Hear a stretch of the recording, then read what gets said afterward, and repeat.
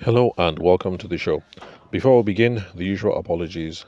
Today's episode is an out and about episode, so expect to hear people out and about talking, having conversations, doing work, sanitation, all sorts of things. So, at the last episode, we were still on creating a strategy for founders and SMEs, although we were riffing on a not too glamorous business idea. We're trying to see how we could crack the Makudi market for catfish as a side hustle. Remember, I said the ideas and principles that we've been discussing so far in the past, let's say 4 or 5 episodes, they apply regardless of your city or your product. So you could be in Benin City or you can be in Mogadishu or Washington, D.C., and the principles and the approaches that we're discussing, they also apply. Whether you're trying to enter into the catfish market or you're coming up with some new fancy computer software. Although the scenario, like I said, is not too glamorous, we're looking at a civil servant in Benue State, in Makudi, the capital of Benue State. So we're pretending that that is either our client or that we are looking for supplemental income because, well, in the civil service in Benue State, salaries have not been constant, if I can put it that way. Yeah, salaries have not been constant with either regime. Okay, well, with this current government, so far no salaries are being owed, but with the previous government and the one before, salaries were a little hit and miss.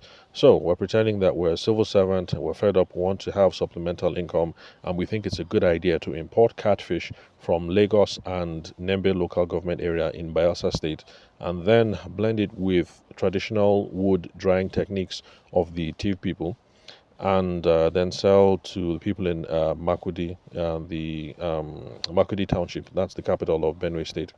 So that is the scenario that we have been playing with for the last maybe 4 or 5 episodes.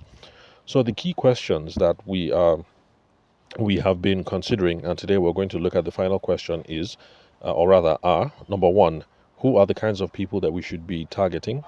Number two, which distribution outlets should we be using? And number three, what kind of intelligence or data can we expect to get when we are carrying out these plans and interacting with patrons and other stakeholders in the space? So, these are the primary questions that we have to ask ourselves when we're trying to come up with a sales strategy for our business, whether it's Catfish or whether it's computer software, and whether it is Abuja or Makudi or Mogadishu or south of France. These are the questions that we have to be asking ourselves. Okay, well, more or less, because no, definitely, because even if we're going to do computer software business, we would still have to ask questions about distribution outlets, and I think that was one of the key things that this dude behind Microsoft, what's his name, Gates, yeah, one of the key things that made Gates such a superstar. They figured that as a distribution outlet, being what's the word, bundled. I think it's called bundling. Being bundled with IBM computers. That would be a nice way for them to achieve worldwide distribution, and that key strategy paid off. So yeah, so I guess these things are important to ask no matter what kind of business that you're in. So if it's computer software, you still have to ask yourself. What kind of distribution outlet are you going to consider? And the same thing with Google and the launch of Android devices. Google wants to grow, they want their apps to grow. So trying to negotiate deals where um, Google apps and software and stuff like that come as a bundle on different devices. Because like I use a Xiaomi 13C, and whatever phone you use, I'm sure, especially if you're an Android user, you have Google packages that are bundled with it. So yes, these are central questions that everybody has to ask. Who are you targeting? So the catfish person has to ask themselves that question, and those people who are Microsoft execs or Google execs, they have to ask the same question. And if you're a Nigerian startup founder, you have to ask yourself that question too. Who are the kinds of people that we should be targeting? Number two, we're going to have to ask ourselves what distribution outlets should we be using? And then number three, we're worried about the kind and the quality of data that we're going to get so that it can inform our future strategy sessions. Whether it's planned strategy, where we sit down with stakeholders and say, this is what we know, this is what we're going to do, or whether it's emergent strategies, where we have actually started executing something, but then one or two wrinkles or bumps come up, and then we have to pivot in the moment and then make some changes. So, The last episode we've already dealt with question one. So the last episode was dealing with question two, which is the question of distribution outlets. And in this preamble, I hope I've been able to convince you guys that the question of distribution outlets are important, whether you're selling Catfish or computer software, or even if you're going to sell, I don't know, what should I say, leather jeans or imported shoes from Italy or whatever. So, on choosing the distribution channels, remember that we are talking particularly about catfish that is traditionally prepared catfish to be sold in Makudi. Now, this is the part where I spoke about common sense and creativity. So, of course, the options that I'm going to mention now are not going to apply to you if you're in the tech space. But with some common sense and some creativity, you will find that brainstorming options, you'll be able to come up with loads of stuff that seem feasible. Don't worry whether they are correct or wrong. Just come up with what seems common sense, what seems feasible. It is in trying to execute on the options that you come up with that you know whether, okay, this was a good idea or this was not such a good idea. So, for coming up with distribution channels for selling catfish in Makudi, we thought about restaurants and catering so that this individual can find ways to to partner with cafes, maybe supply restaurants, or maybe tag along with event caterers, people who offer grilled and smoked seafood options. So that's one thing we came up with yesterday. We also looked at supermarkets and mini marts, people who stock catfish in stores that are frequented by the target audience. Um, Stores that have either wholesale or convenient portions. Now, I know that some of you are going to say, come on, this is unrealistic. We're talking about traditionally prepared catfish. So, how is this going to apply? And if you listen to the previous episode, I spoke about our experience as a couple. That's my wife and I. She's a catfish person. I am not. I don't eat any kind of fish. I think fish is disgusting, but some people think that fish is the best thing since sliced bread. And that also includes my mother and my in laws. So, if you listen to the previous episode, you hear how yeah, it's a thing. It is a thing actually in Niger that even though catfish that is prepared under these conditions you would think would just be a beer parlor kind of thing or an open garden kind of thing, they are entering into supermarkets, mini stores, superstores, and stuff like that. Then we also spoke about partnering with delivery services, Okada riders. If you're new to the podcast and you're not Nigerian, you don't know what an Okada rider is, just listen to the previous episode, you get caught up to speed. And then we also looked at pop up stalls and events to see how people can set up temporary stalls at markets, festivals, office buildings. The whole idea is to test the market and then also to reach out to new customers. One moment. Okay. So I had to close the door. I was interrupting someone. Like I said, this is an out and about episode, so expect more interruptions. Well, hopefully, don't expect too many interruptions.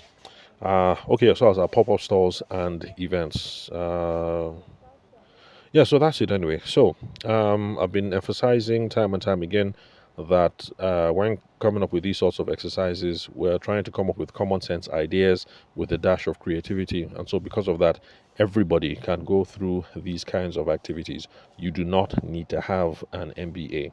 You do not need to go to business school, and you do not need to have a high IQ.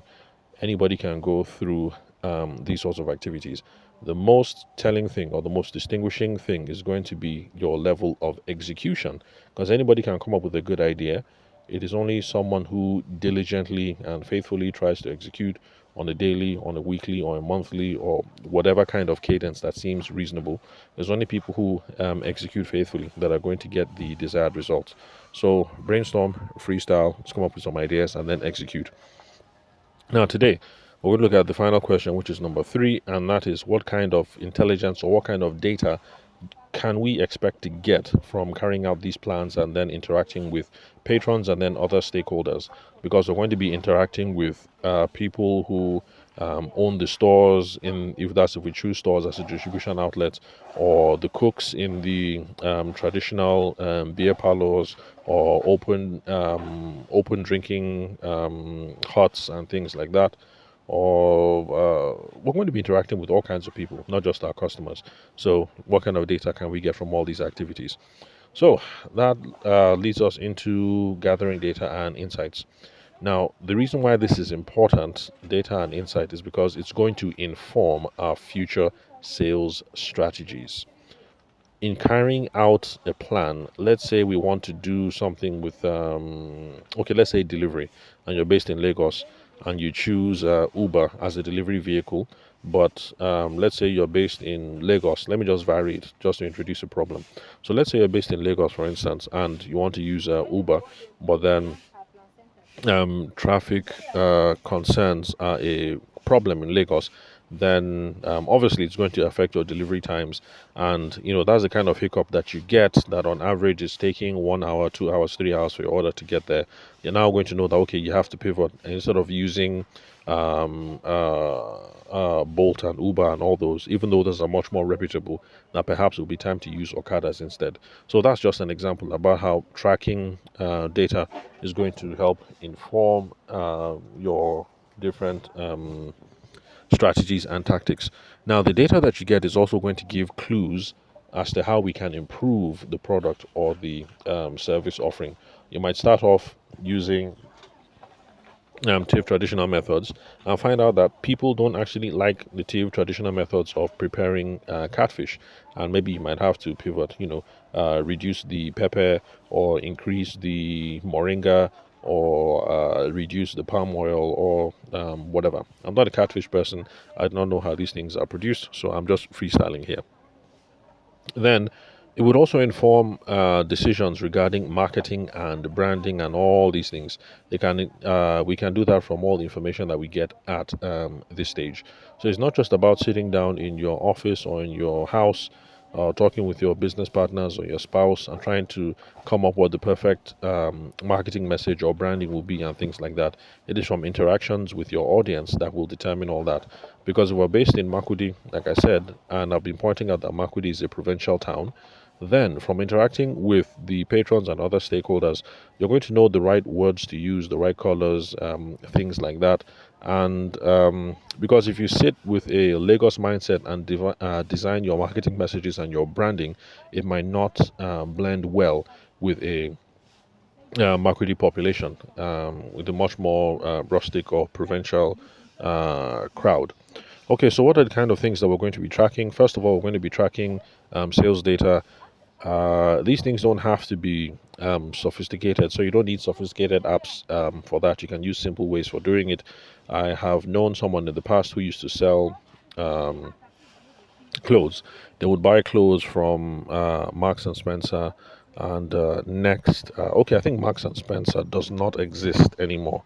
I think. Okay, I'm not sure anyway. But they used to buy them from those UK outlets, and then they'll bring them to Lagos and Abuja and then sell. And the way that they track them, not too convenient for analysis afterwards, but the salespeople had notebooks. So you put it there, this person has bought this amount, this item, blah, blah, blah, things like that. Now, of course, notebooks, not very easy to transfer the data to your accountant. But the thing is, someone who is tracking it religiously on a notebook is better than someone who wants to use an Excel sheet, but because the Excel sheet is on the computer or on the phone, the person makes mistakes and does not record the sales as at when they occur and when these interactions occur.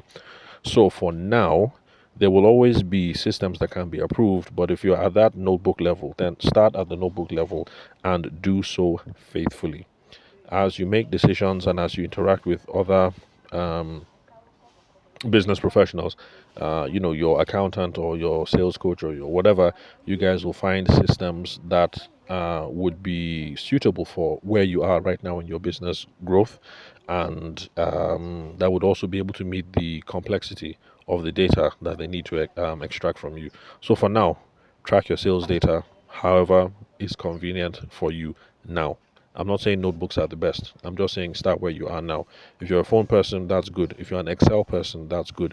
If you have fancy CRM, that's good. If you have fancy invoicing software, that's good. I'm just saying start wherever you are. So, track sales volume. How many heads of fish did you sell? Because you might find that people are buying mostly the middle part of the fish and the tail, but they do not like the head. So you need to know all those kinds of things. Track the sales volumes. Track customer demographics. Um, is it mostly men buying? Is it mostly women? What age? Is it mostly middle-aged men? Is it mostly young girls? Things like that. What are the popular choices? Like I said, are people buying the middle section, the tail, or the people like head the most? Um, what else? Preferred purchase channels.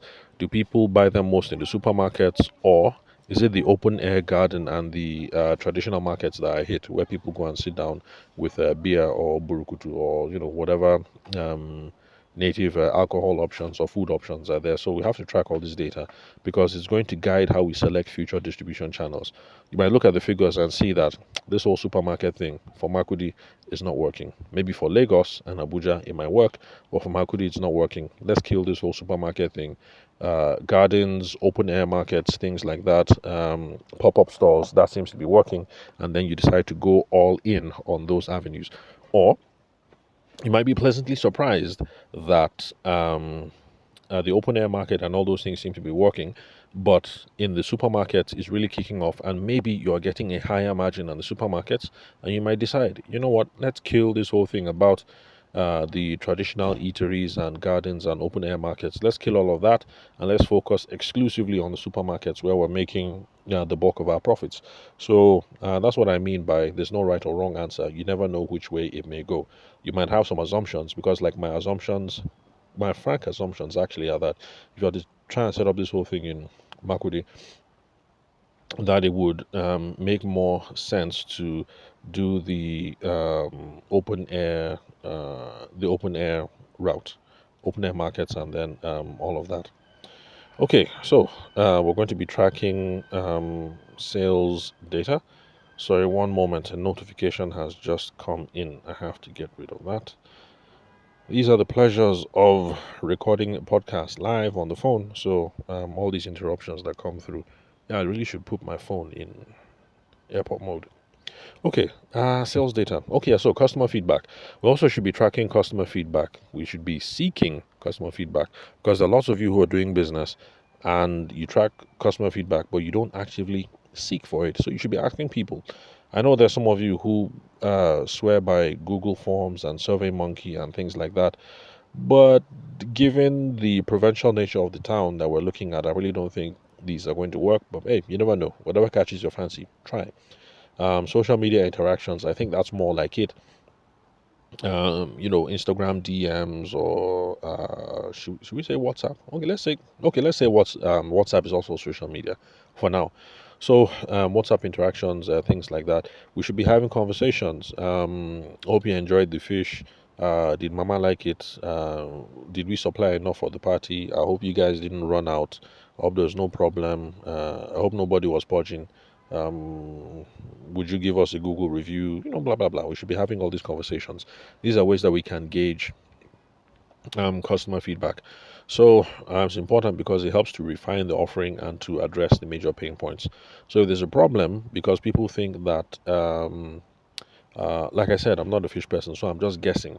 It looks like this thing is. It looks like you take certain kinds of spices. It looks like they take the fish, they cure the fish, they do it over an open air fire. No, not open air. Yeah, open air with wood and then stuff like that. So I think that's how the catfish is prepared. At least I think that's how Tiv people prepare the catfish. Yes, I'm Tiv, but since I'm not a fish eater, I've never been around all that kind of activity. So in doing that, from the interactions with customers, you will now know whether the salt is too much, the pepper is too much, the palm oil is too much, the this is too little, or maybe you need to add more this, add more that. So that's how you're going to know. So customer feedback really important. Online reviews and trends. Yeah, you can monitor online reviews because the Google review culture is picking up in all parts of Nigeria. Because, well, like I said, we went to a couple of places, so to take the kids swimming, places where they can have fun, and you find that even provincial places, small town cities like Makudi, you check something on Google and you see reviews. People saying this is good, people saying this is bad, and stuff like that. So it's catching on.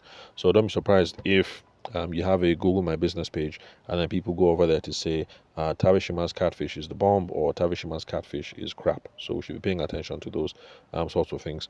Also, we should try and stay updated on food trends and preferences through social media and local platforms. So other fish people in Makudi, maybe even other fish people in Lagos, follow their social media handles, pay attention. You might be surprised at what's happening. Like maybe in other parts of the country, fish and palm wine is becoming a thing. So you might decide to anticipate the trend that okay, if in Kaduna fish and palm wine is a thing, Lagos fish and palm wine is a thing, Port Harcourt fish and palm wine is a thing, maybe in Makudi, let's roll it out, let's try it, suggest it, try serving options, fish and palm wine, and then see whether that pops off or not. So online reviews and trends. Then market research. There are people who believe in formal market research. I really don't think we should start out with formal market research. I prefer more informal ways of surveying. So let's say you've been doing the open air gardens and traditional market stores and things like that. Go around once in a while, have conversations with the madams or the guys who run the places. You have conversations, see how things are going, what is moving, what is not moving. Back to the first example that I gave about people buying the midsection and the tail, you might find out that midsection and tail is what's really moving. The head is just getting wasted. Then you might decide that okay, when you get the fish and initially you chop it up, since people are not buying the head, maybe take the head and sell it to people, to sell it to veterinarians, to veterinarian doctors, so that they can sell to people who raise Rottweilers or stuff like that. Maybe they can use it to sell their Rottweilers. So that'll be another way of diversifying business income. If people are not buying the head, it's mostly the middle and the tail, then see what other things you can do with the head. Or when you're importing the fish, okay, no, that won't work, because when you import fish from Lagos and other places, you get the fish whole, you don't get it chopped up. But anyway, I trust that you guys get what it is that I'm trying to say. So go around, talk to people who own these establishments, or talk to people at distribution points. I've seen some people in who place agents at supermarkets. That's if your stuff is in the market, so that when somebody picks it, you say, "Good morning, ma. I am from so and so. We're the ones that manufacture this product. We really love to know what our customers think about the product. I hope you don't mind if I can ask you a few questions. It's only going to be 2 minutes. It's only going to be 3 minutes." And the person might say yes, and then good, you have a conversation. The person might say, "Oh no, maybe next time." So maybe that's the case where I say, okay, no problem, I understand.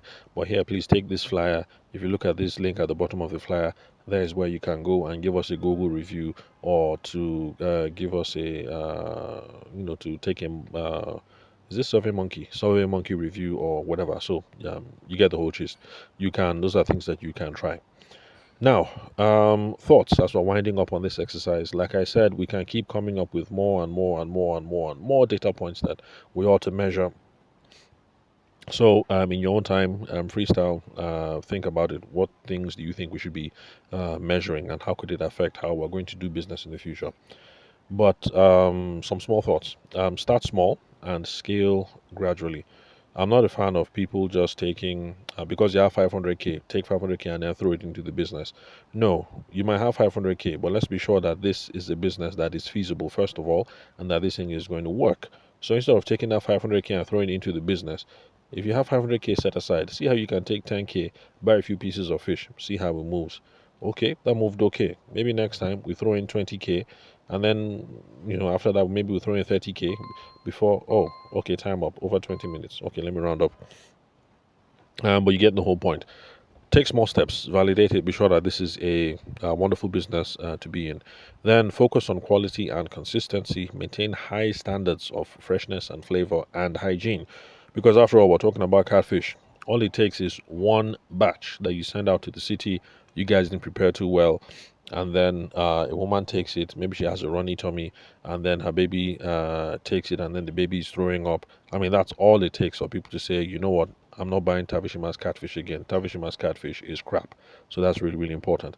Then we should be adaptable, ready to adapt, adjust our strategy based on the feedback that we get. Because, like I said, you may have started out thinking, let me sell to the local markets, patrons who are out in open air markets. But if it looks like the supermarkets, that's where you're getting most of the money, then you might give it a thought that, okay, if on average we're investing 10K in the supermarkets and we're getting back 40, or we're investing 10K in the open air markets and only getting back 20, perhaps it's time to focus on how many more supermarkets can we use as distribution points instead of focusing on the original idea, which was looking for people who are drinking beer in the open air markets. Then for tracking data, like I said, it doesn't have to be anything fancy. Your mobile phone can be enough for data tracking purposes in the beginning. Your mobile phone can be a useful CRM tool. So don't worry if you don't have money to buy, those fancy computers that track everything. Your mobile phone will do for now. You might have to change later on, but for now, if your mobile phone is all you have, no problem. That will do. WhatsApp can be a useful tool for follow up and relationship building with your patrons and your suppliers and things like that. Then there are also mobile invoicing apps that you can use to track cash flow, profitability, things like that. So, when it comes to leveraging technology, it doesn't have to be anything fancy. Most of us listening to this podcast right now, I'm assuming, are using a mid range phone or a high end phone. If you have one of those mid range phones, it's okay. Even if you have a low range phone like the Nokia C1, I didn't even know it was a low range phone because a low end phone, because that's the one I used before this. So lots of podcast episodes for 2023 were actually recorded on a Nokia C1. It was only when I upgraded and bought this one that I found out that the Nokia C1 and other mobile phones that have, is it Android Go? The Android Go is not the complete version of, sorry, excuse me, I have a cold, the Hamatan and all that. Yeah, so I only found out recently that the Nokia C1 and other phones that have Android Go are actually on the lower range of the market. But at the time, it suited my purposes rather. Now that I have a much more fancier phone, the Xiaomi C13, I think the RAM is it like 6 gig or something. Bottom line, now that I have a fancier phone, I can see the advantages of having tons of storage, tons of super fast processors and things like that. But bottom line is, whatever phone you have, it's most likely going to be fine. I'm using a fancy phone right now, and it's perfect. And even when I was using a low end phone. I had no idea it was a low end phone, and still it suited my purposes. So don't worry about going fancy when it comes to leveraging technology. So, if we ask ourselves these key strategic questions: who is the ideal clientele? Who should we be running after? Right distribution, where are we supposed to place our products and service? How do we try and sell? How do we try and reach out to these people? And then on gathering data, what kind of data do we need? How do we get it? You can turn your Catfish side hustle into a thriving business, whether you're in Lagos, in Mogadishu, or in Makudi, or in Abuja. So, good luck with whatever business you guys have on hand. And remember that this is the thought process and it applies regardless of whatever business you are involved in. So that's all for today, folks. Remember to connect with me on WhatsApp. The number is 080 The country code is +234 for those of you who are reaching out from outside the shores of Nigeria. And then connect with me on LinkedIn. The name is Taveshima Yede. I'm the host of the podcast. Don't worry about the spelling. You can confirm the spelling of my name and the email address from the link where you're currently listening to this episode. So thank you very much for your time and attention. I'll catch you guys at the next recording.